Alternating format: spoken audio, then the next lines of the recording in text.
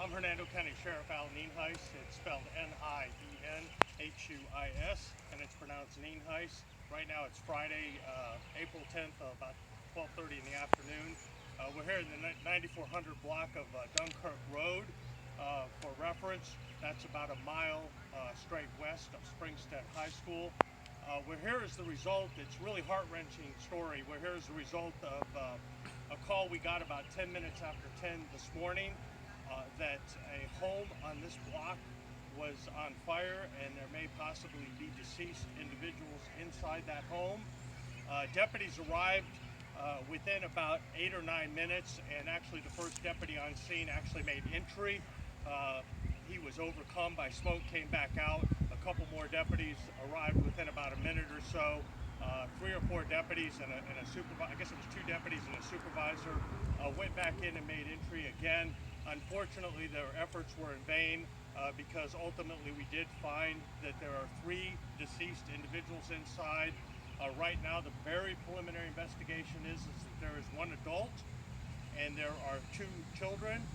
One of the children is, we believe, to be a preteen child, and the one is a very, very young teenage child. Of course, they are deceased. The investigation is still very, very, very new. It's still a very active crime scene. We're waiting on the fire marshal as well as the medical examiner and talking to the individuals that are involved. One thing I do want to get out that's extremely important: we are dealing with very difficult times. Sometimes life can be difficult as it is, and now that we're dealing with a pandemic, I do want to give out a couple numbers that I would appreciate people to write down if they're feeling overwhelmed. The first one is the Suicide Prevention Hotline. It is 1-800-273-8255. Again, 800-273-8255. And then the National Domestic Violence Hotline, which is 800-799-7233. Of course, individuals can always call 911. My deputies are here to help. Law enforcement is here to help. We will respond and try to get individuals help, but this is, at least preliminary investigation, seems to indicate that it may have some domestic violence type overtones or domestic issues. Of course, we're still in the very preliminary stages and trying to get from everybody involved and neighbors and so forth exactly what happened. So I'll do my best to answer a couple questions, but we can't give a whole lot more information right now. Sure. Can you tell us how the 911 call came in? Did it come in from the home or from a neighbor or what? It actually came in from an individual that had some very serious concerns about what was happening inside, may have had some indication, may have actually even been on scene, I believe, and kind of had some information what was going on. That's why we were, the initial report was that the house was on fire and there were actually people deceased inside. So again, I can't confirm that 100%, but I believe the initial caller relayed that there were possibly people deceased inside. Does this appear to be a murder-suicide situation, sir? We're not at liberty to say that right now because it is very preliminary, and we certainly don't want to jump to conclusions. We've been proven wrong before, but of course that is obviously one theory that we're going to investigate. We heard indications that maybe another adult was able to get out of the house. Any confirmation of that?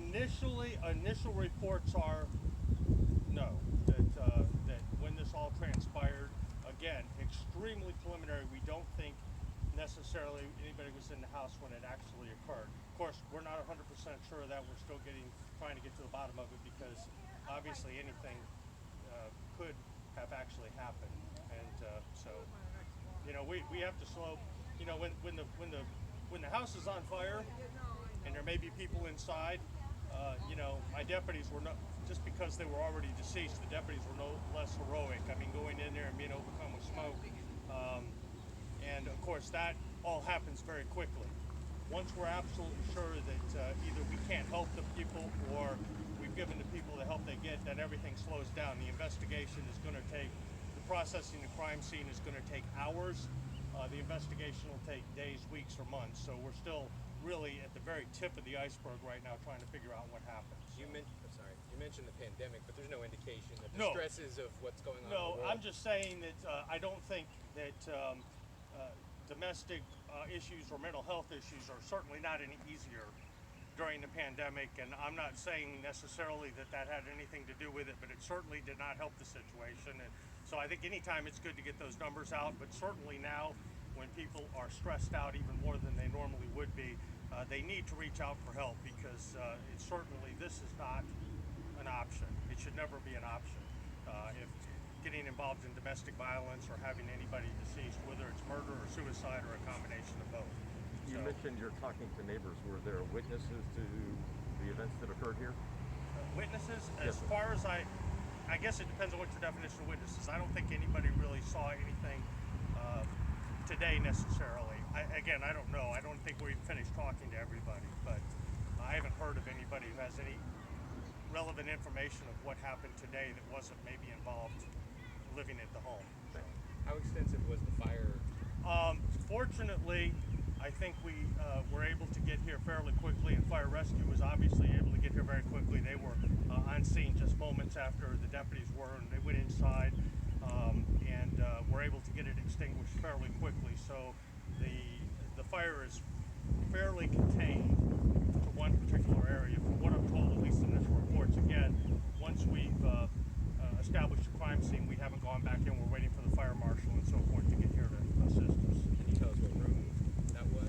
I think there's maybe be a little confusion of that, because obviously the people that were in the house were only in there for a few seconds, and I don't want to give any misinformation, but it did seem, from what I'm told, it was relatively contained. And does that make the investigation more difficult? Were the deceased in that same area? Well, obviously that's that always, anytime you add smoke and or fire, it certainly makes it more difficult. I guess from a strictly very practical investigative standpoint, it certainly is for us a little bit better that it was not a larger fire and it was fairly contained and we got here fairly quickly, because it could have been, obviously the house could have been burned to the ground, and that's not the case. It was relatively contained. So hopefully it'll be a little easier for us to get some answers forensically than it otherwise would be. Sheriff, would you expect to have an update later to firm up some of these details? Yeah, we're going to try to get as much out as we can. Obviously, I was talking to my lieutenant in charge of investigations, and he wants to be very cautious, rightfully so, that we don't want to jump to any conclusions. Even though we may have some theories, we want to make sure that we try our best to exhaust any other alternatives to what we think might have happened, and make sure that there's no other issues. So, any other questions? All right, How many firehouses showed up? Was it just the one, or? That you'd have to ask our brothers and sisters at fire rescue. Okay. I didn't take a look at that on the CAD screen. I know that when they have a residential fire, they have several firefighters show up, and obviously they were here very quickly and assisted us as best they could. Unfortunately, we weren't able to save anybody.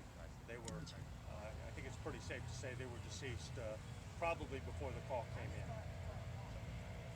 All right. Thank you all very much for coming out. If you have any questions.